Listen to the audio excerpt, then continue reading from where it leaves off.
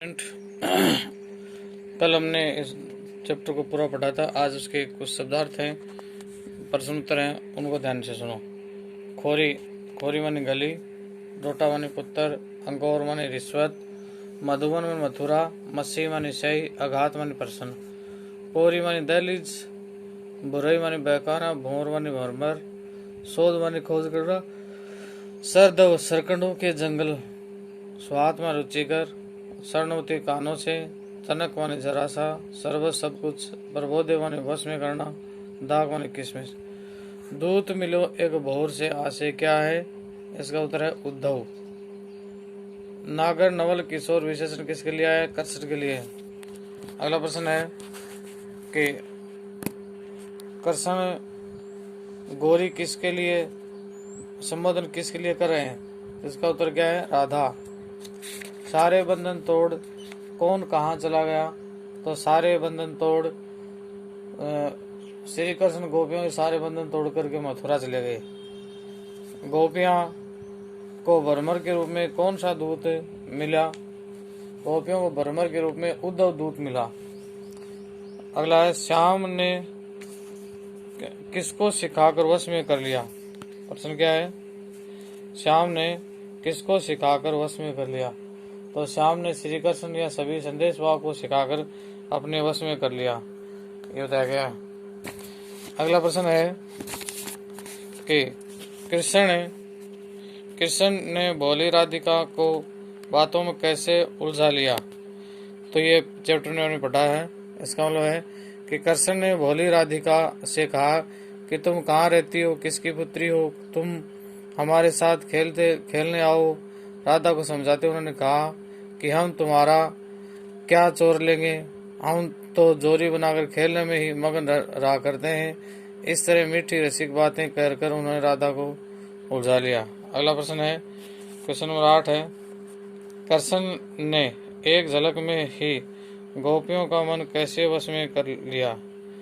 तो गोपियां श्री कृष्ण है, वो गोपियां उद्धव से कहने लगती है कि श्री कृष्ण ने अपनी मधुर दृष्टि से तथा चंचल नेत्रों कटाक्ष से हमारे हृदय में प्रेम प्रीति का प्रसार किया और सरस प्रेमपूर्ण बातों से हमारे मन को अपने वश में कर लिया। रसिक व्यवहार से उन्होंने हमारे हृदय के भीतर गहरा प्रभाव छोड़ दिया। प्रश्न नंबर 9 है, मथुरा के कुएं संदेशों से कैसे भर गए? इसका मतलब यह है गोपियों ने उद्धव से कहा कि हमारे यहाँ से मथुरा की ओर जाते हुए पथिक के हाथों अनेक संदेश भेजे, अनेक पत्र एवं संदेशवाहक भेजे। हमारे अत्यधिक संदेश पत्रों तथा संदेशवाहकों से मथुरा के कुएं भर गए, अर्थात हमारे संदेश पत्रों से मथुरा के सारे कुएं भर गए। तजी अंगार घात से क्या तात्पर्य है? चकोर पक्षी का यह स्वभाव है कि वह अंगारों को छोड़ करके अंगारों को खा लेता है, अर्थात शीतल पदार्थ को त्याग कर अंगारों को खाने में उसकी भूख मिटती है। उसे अंगारे अधिक अच्छे लगते हैं, अतः उसने अपना पेट भरकर संतुष्ट है। इस तरह जो उसे प्रिय लगता है वो उसे ही सुहाता है। कृष्ण राधा की प्रथम भेंट अपने शब्दों में लिखो।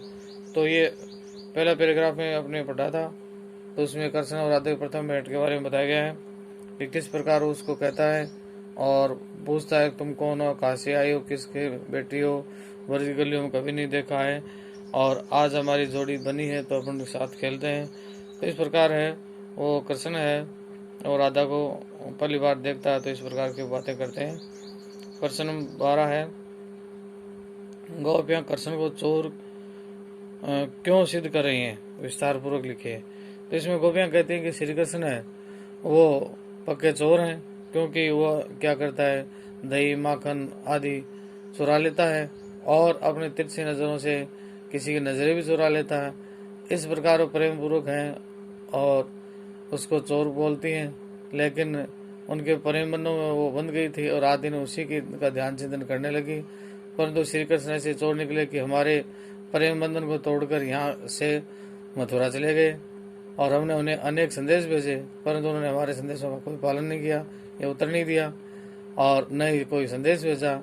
उसके द्वारा ऐसा रूखा भार होने पर भी हमारा हृदय मन उसी की तरफ अटका रहता है। इसी कारण अब हमें कुछ भी अच्छा नहीं लगता है। मन को इस प्रकार चुराने वाला कोई साधारण चोर तो होता नहीं है। ऐसा चोर तो सदा पीड़ा करने वाला होता है तथा चोरी गई चीज को कभी नहीं लौटाता है। इस प्रकार गोपियों को अनेक तर्क देकर श्री कृष्ण को चोर सिद्ध करने का प्रयास किया है। अगला कृष्ण ने निम्नलिखित पंक्तियों की सह प्रसंग व्याख्या करनी है। तो ये 2 पंक्तियां दे रखी हैं, इनके दोनों पैराग्राफ पीछे हैं, उनकी प्रसंग लिखना है। पहले तो कि हमारे पाठ्य पहला ही देखो मानो कि संदेशी मधुबन कूप भरे सेवक लिखत ये खालिस्तान दे दिया। तो इसमें इसके बारे में लिखना है कि हमारी पाठ्य पुस्तक के क्षितिज के पाठ नंबर 1 से लिया गया है और इसमें श्री कृष्ण के बारे में सूरदास जी ने बताया है। तो ऐसी बातें प्रसंग में लिखेंगे, फिर उसकी व्याख्या करेंगे। तब ये इस प्रकार हमें दोनों व्याख्या अपने नोटबुक में करनी है और नोटबुक में दोनों व्याख्या के चारों पैराग्राफ हिंदी अर्थी करना है और सारे क्वेश्चन आंसर करने हैं और उनको अच्छे से याद करना है, क्योंकि परीक्षा की दृष्टि से यह पार्ट वेरी इंपॉर्टेंट है। तो इस प्रकार ये आपका चैप्टर पूरा हुआ। अगला चैप्टर हम कल पढ़ेंगे। तब तक के लिए थैंक यू, धन्यवाद।